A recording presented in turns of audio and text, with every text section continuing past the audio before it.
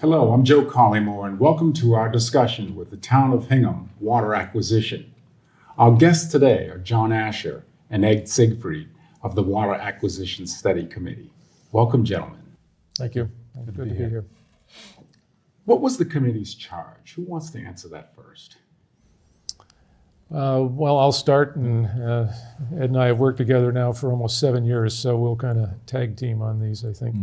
The committee was chartered by annual town meeting 2012 to basically investigate the feasibility and advisability of the town exercising its statutory right to acquire the water system, and to report back to the appointing authority, which was authorized by that article, the Board of Selectmen, which is what we've attempted to do, endeavored to do over the past almost 7 years. I think our charter was to look at three things, really. Governance, well, first of all, financial, then governance, then engineering. And along the way, if we saw any, what we call showstoppers, we would stop. We started with the financial. What were some of the guiding principles of this study committee?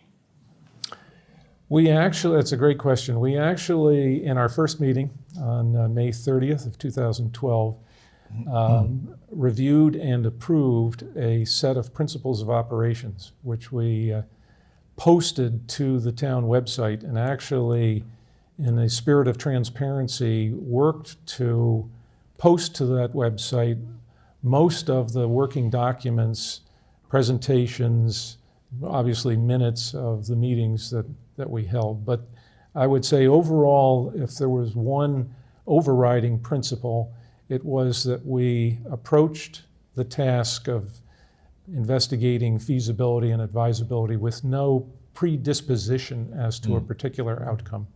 Follow the facts, and as Ed said, we really looked at it from the perspective of, did we see a showstopper?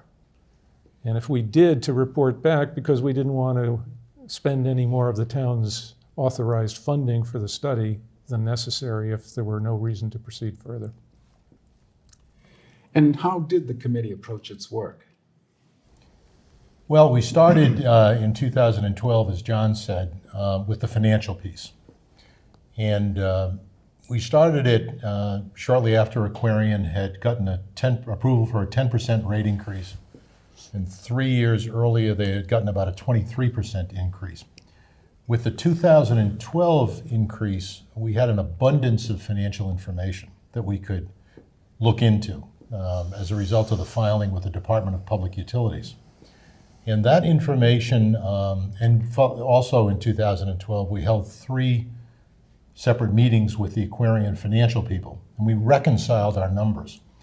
And what we looked at, none of us really came from the water industry or the utility industry, but we all had spent time on, 4 of our 5 members on the committee had spent time on the finance committee in Hingham.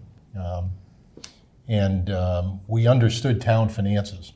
And in looking at the Aquarian numbers in 2012, we were able to identify a significant amount of cost that the town would not have to incur if it owned the water company. And that was really what led us to think, at least from a starting point, the numbers might make sense. The unknown at that point in 2012 was the purchase price. Mm-hmm. So let's talk about the conclusions that the committee made after you began this process. Well, we actually, as Ed just said, we approached the study in a phased fashion, again with an eye towards being as careful with the town's authorized funding as possible. In the course of the financial analysis, which Ed led, we saw that in order to complete that phase, we needed to know the purchase price of the system. Mm-hmm. According to the 1879 statute that formed the water company. And I think a lot of people have thought that at some point the town of Hingham owned it and then sold it. It has never owned the water system. It has always been privately held. Dating back to 1879. dating back to its. That's a little known fact for sure. Well, it's one that we learned in the course of this as well. So in terms of conclusions, the conclusion about the purchase price, we were unable to draw that conclusion in spite of attempts over the course of the second half of 2012, first half of 2013, in meetings with Aquarian executives to negotiate a mutually acceptable price. Aquarian consistently indicated that they were not interested in selling the system to the town.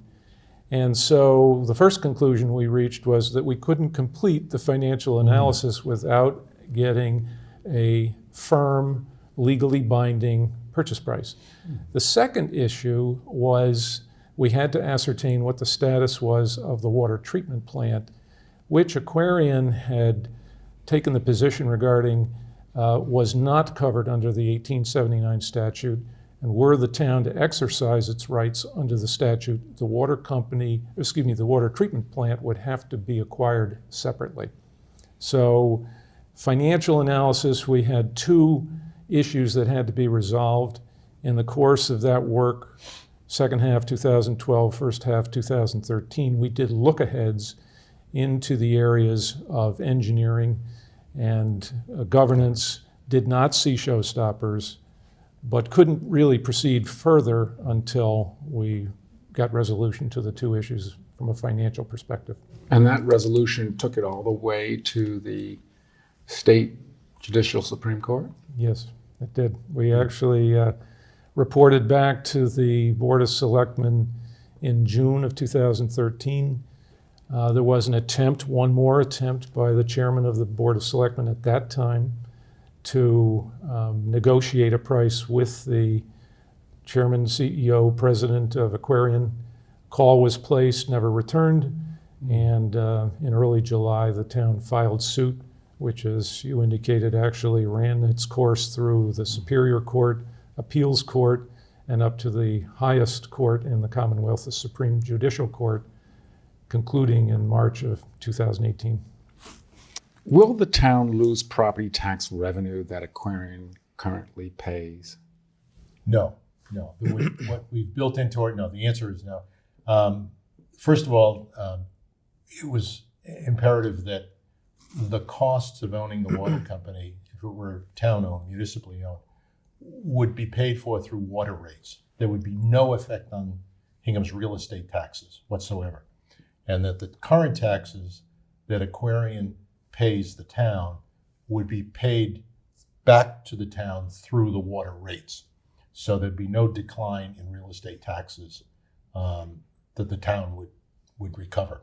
So we also, we were modeling that concept after what the Hingham Municipal Light Plant does. It makes what's called a pilot, a payment in lieu of taxes.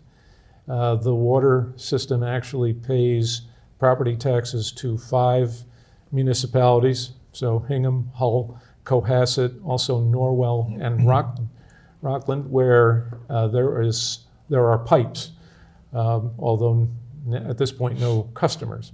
And the intent was that we would not, if you will, shortchange the municipalities in terms of their tax revenues if the system were to be acquired by the town.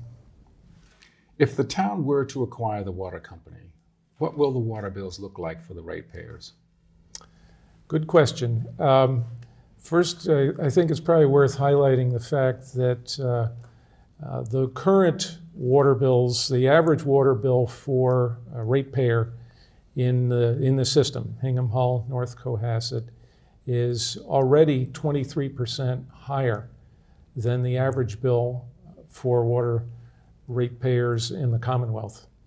With the rate increase that's just been approved by the Department of Public Utilities, that will increase the bills and is increasing bills by another roughly 13%. And the main replacement adjustment mechanism in annual capital surcharge that Ed referenced a while ago will add additional charges to people's ratepayers' bills. Under town ownership, I guess a couple of things. First of all, the bills be a lot simpler. They won't have up to 9 line items as my most recent bill did. Secondly, there will be no annual capital surcharge associated with the acceleration of capital improvement. Rates will increase, but they'll increase roughly at the rate of consumer price index, since we don't have to make a profit in the town-owned system. And so those rate increases will be lower and slower under town ownership than under current ownership. Ed? Yes, just to pick up on the phrase that John used, the rate increases will be lower and slower. And if I could think of a specific example, Aquarian, with the current rate increase that's just been approved by the Department of Public Utilities, is permitted to charge $13,047,000 to ratepayers in Hingham, Hull, and Cohasset starting in 2018. Our financial model shows that the town would not hit, or municipal ownership would not hit that $13,047,000 number to be charged to ratepayers until 2025, 7 years down the road. So lower and slower rate increases. I'll add one more point, Joe, and that is that there have been some questions posed, particularly from residents of Hull, as to whether rates will be consistent across town boundaries. And the answer is a ratepayer is a ratepayer. It is in our mutual best interest to repair the system where it needs repair the most from a capital improvement perspective, and rates will be constant and consistent across the ratepayer base. It has nothing to do with town boundaries.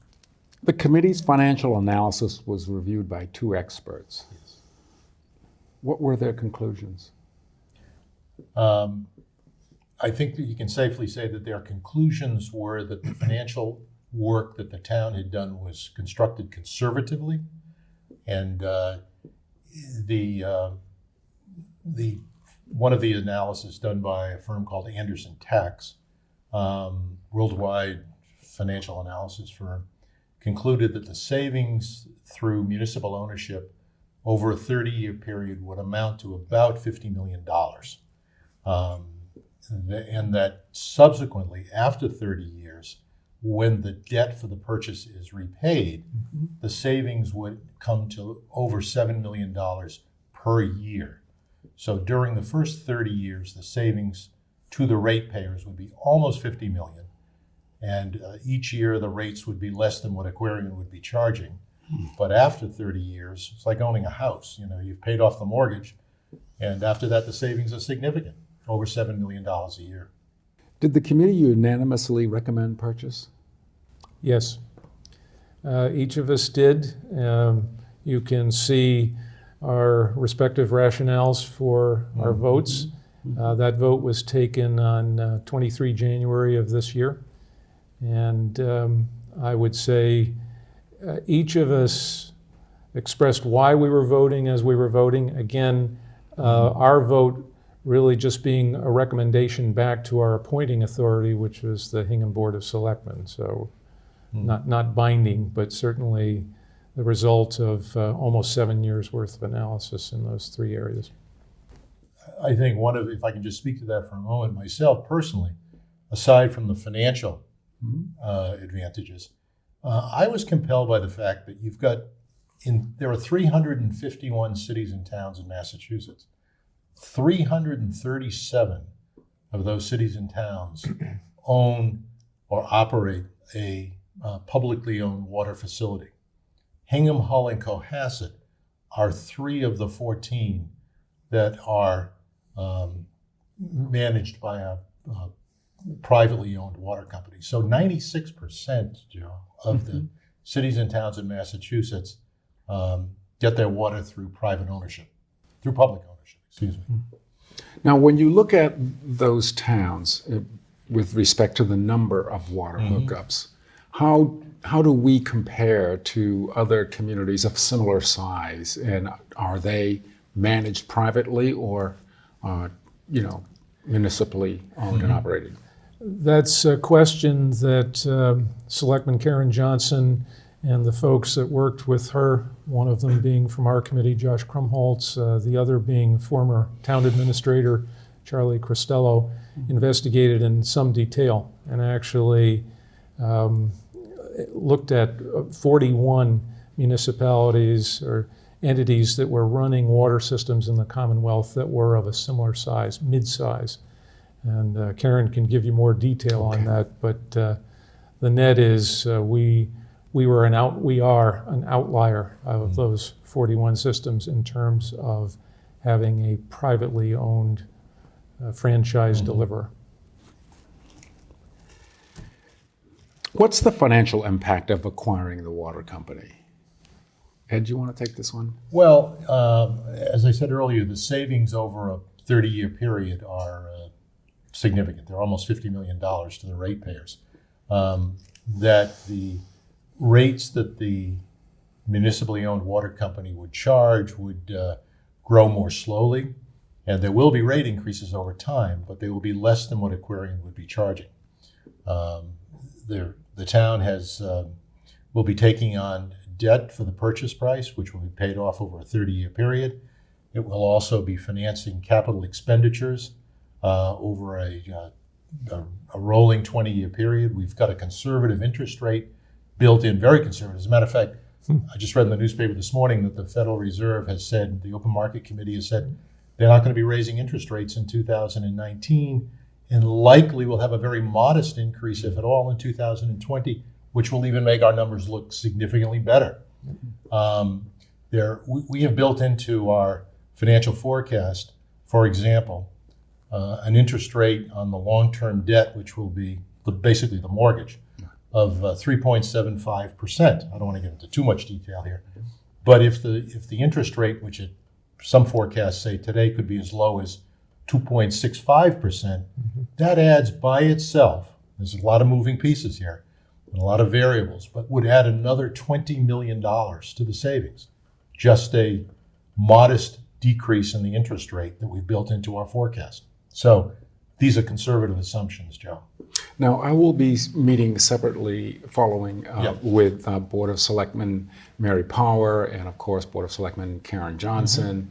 But I'm curious about, could some of these savings be accelerated into the infrastructure for the participating towns?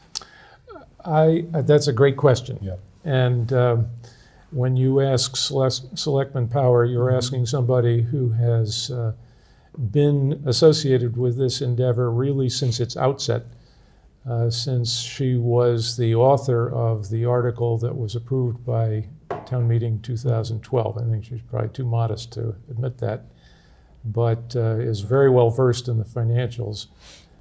I would just say that it's an endeavor that I think we've got a lot of understanding about, and so I think we're reaching the right conclusion. Just a couple of remaining questions. What will the future water bills look like under town ownership?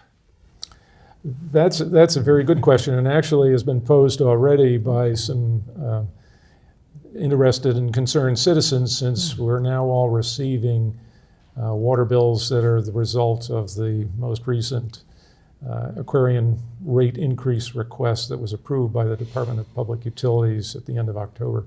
The first thing I'd say is they'll be simpler because they won't have, my most recent bill, I think, has 9 line items that are not just volume driven, but there are also some fixed charges.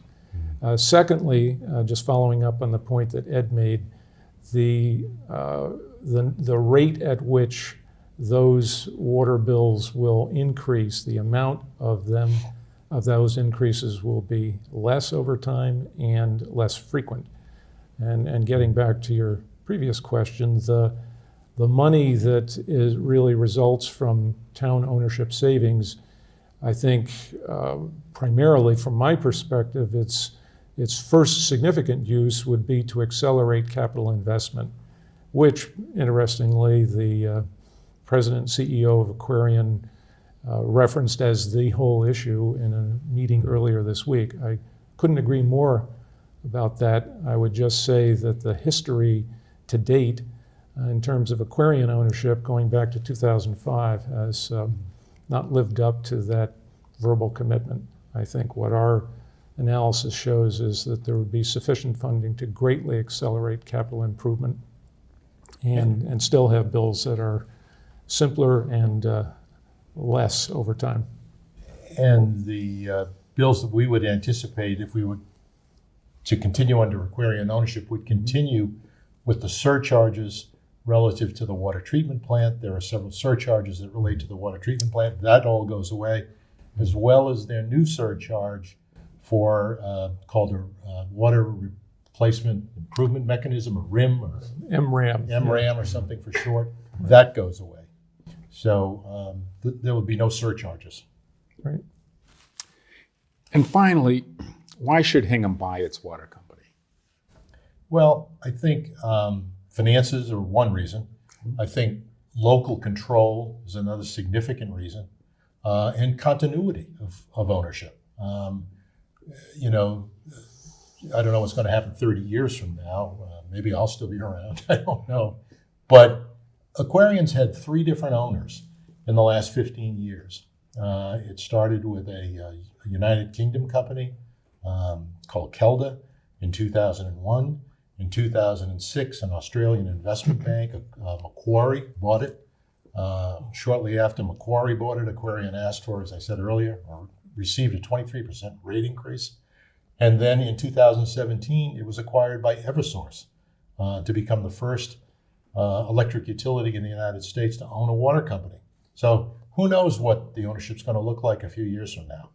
It may be sold again. So I think continuity is important, and also control of our own destiny when it comes to our water and protection of the aquifer, the watershed. And Hingham's invested a tremendous amount of money over the last 10 years in protecting the watershed. So I think those are the reasons that are compelling to me. I would absolutely agree with that. Hingham, and as you will hear from Selectman Healy and Town Administrator Mayo, since 2003, Hingham has invested over $9 million acquiring parcels of land that abut the watershed with the idea of preserving them, and by that device, helping to preserve a stressed watershed. At this point, in the last 50 years, I think Hingham has acquired about 278 acres of land that's helping to preserve that. So I would say stewardship of the resource is important, not just for us here, but for generations to come. Right. I would say the other driver from my perspective, and I agree with Ed, even though we spent a good deal of the last 7 years focused on financial analysis, to me that was a gating factor. More just, would ratepayers be required to pay increased rates to acquire the system? And the answer is no, absolutely not. But the savings that result from town ownership could be applied to accelerating capital improvement of a system that's 140 years old. The average age of water mains is 64 years. 13% of the water mains in the system are over 100 years old. And it really is, I think, important that the words be followed by action, which town ownership can do. And Aquarian's own figures show that they have not done. Is there anything else you want to share with our voters in the community here that we haven't covered? I guess I would say that folks this year have a unique opportunity to make a decision that's going to impact, one way or another, generations to come. As someone said at the advisory committee last night, the folks that framed the statute in 1879 wanted to thank them because it gave us an opportunity to make an important decision. So we have the option. I think it's important. I would encourage people to take the time to, certainly after watching this broadcast, check the website. There's plenty of material out there if they want to learn more. If they have questions, send them to the town administrator. He'll get them to the right people. But finally, come to town meeting. Be part of the deliberation. Vote the way you think makes the most sense. But I think if you look at the work that's been done and the facts, where the facts have taken us, my personal opinion is this is a once-in-a-generation decision, and I think it's important to execute based on what the facts have shown us. I agree with everything John has said. One other thing that, the advisory committee and the advisory subcommittee that looked at this issue extensively over the past several months, and actually over the past years they've been involved with this, but I think in the past couple of months they've held something like 19 separate meetings where they've investigated this and heard from the public and heard from those of us who were on the committee, the acquisition study committee, and they voted last night 11-2 in favor of this. And they did a very, very, very thorough analysis, not only of the financial issues, but of the environmental issues, the governance issues, the engineering issues. So, that confirmed, I think, what we believed is the right decision on this. So those are my thoughts on this. John Asher, Ed Siegfried, I want to thank you both for taking the time with us today. We'll be followed by sitting down with Selectman Mary Power. We'll talk about the finances, we'll talk about the credit rating and all of those wonderful high-level aspects. Thank you again, gentlemen. Thanks very much, Joe. Thank you. It's a pleasure. Thank you. Thank you.